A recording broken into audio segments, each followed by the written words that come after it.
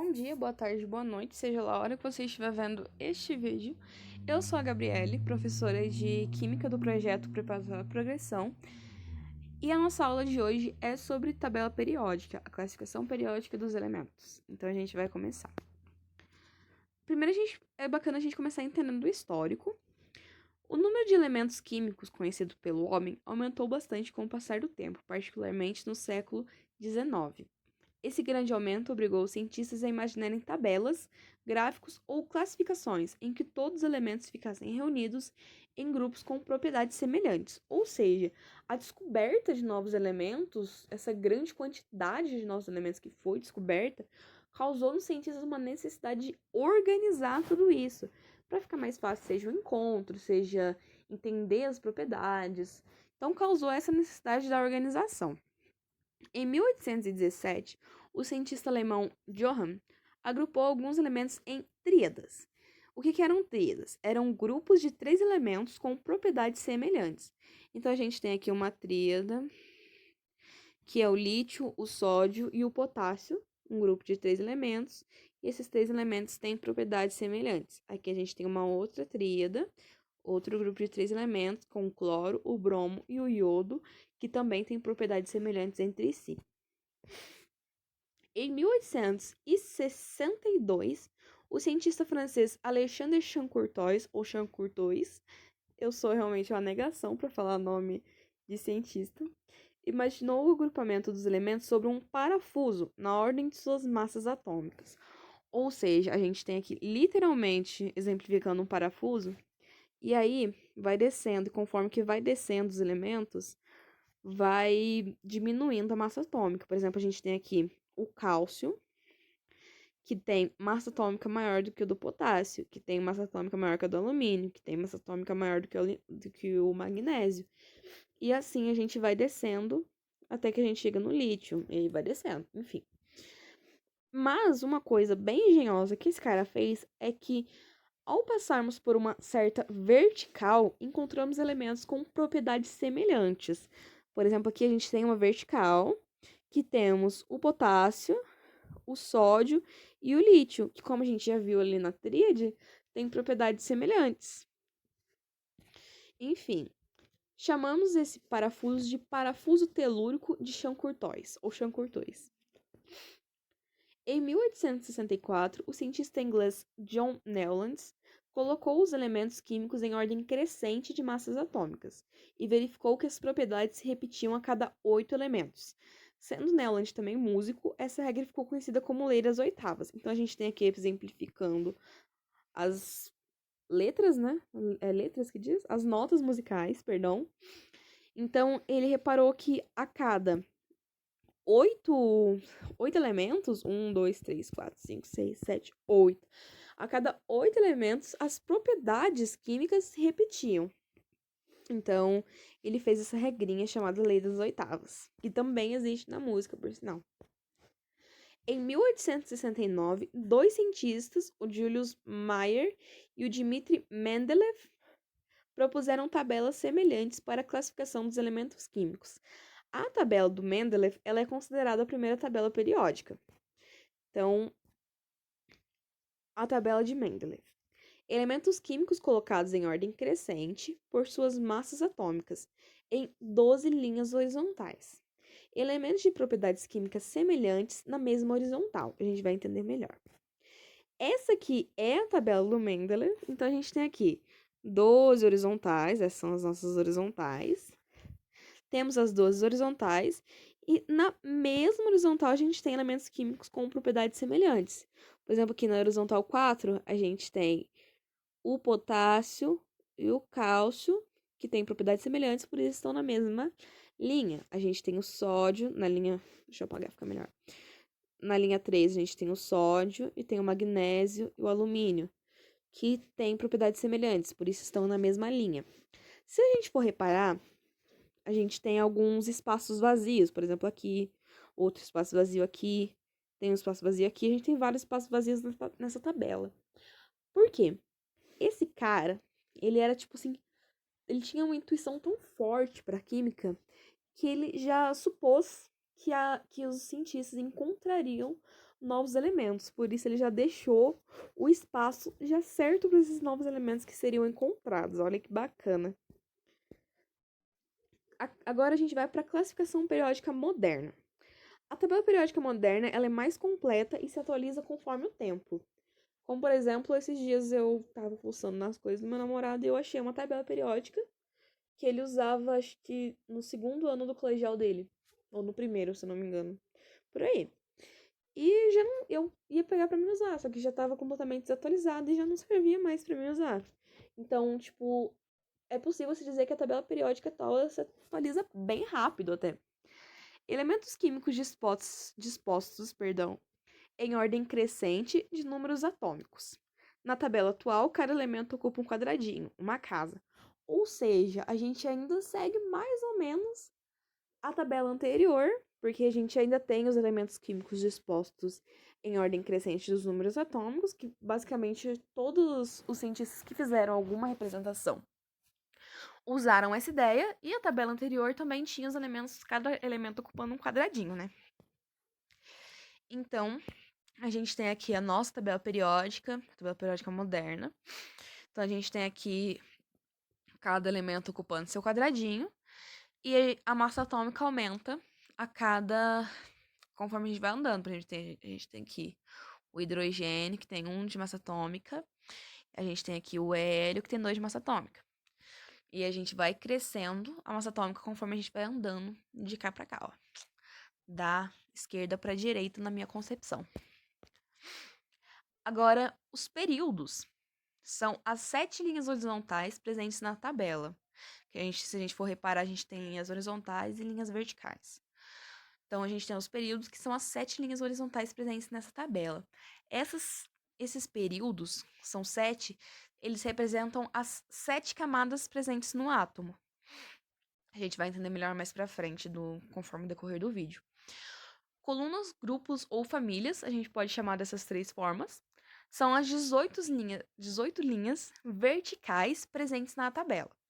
Algumas possuem nomes específicos. Dessa forma, a coluna 1A é a coluna dos metais alcalinos, a coluna 2A é a coluna dos metais alcalinos terrosos, a coluna 6A é a coluna dos calcogênios, que são formadores de cobre, a coluna 7A é a coluna dos halogênios, que são formadores de sais, e a coluna 8A é a coluna dos gases nobres, que são os gases raros ou os gases inertes.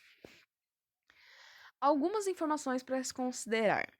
O hidrogênio, embora apareça na coluna 1A, ele não é um metal alcalino. Na verdade, o hidrogênio ele é tão diferentão que ele não se encaixa em quase nenhuma classificação, tipo assim, não se encaixa em quase nenhum grupo, ele não se encaixa em nada, ele é todo diferentão.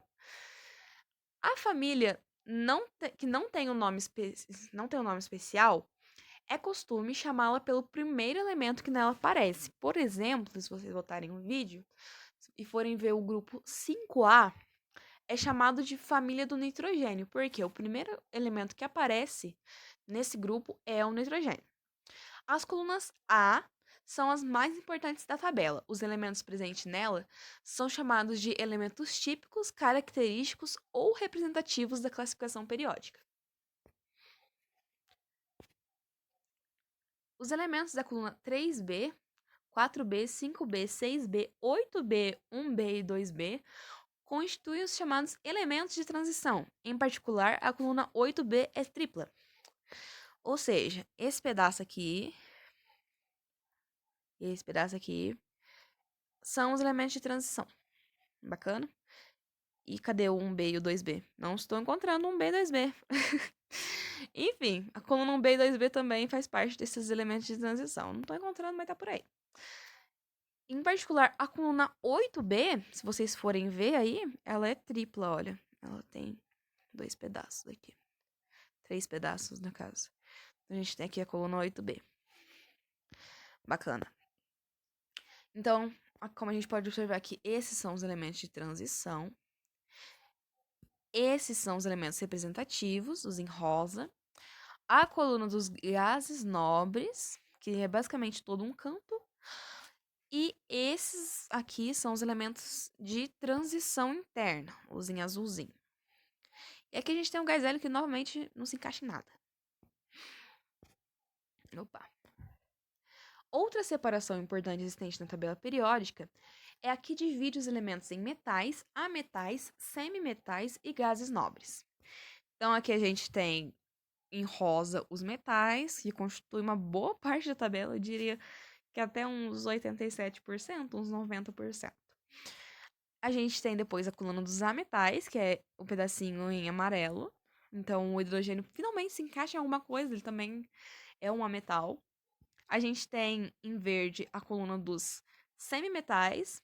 E a gente tem aqui a coluna dos gases nobres, que também não se encaixa em nenhuma, então eles têm a própria classificação, que é gases nobres.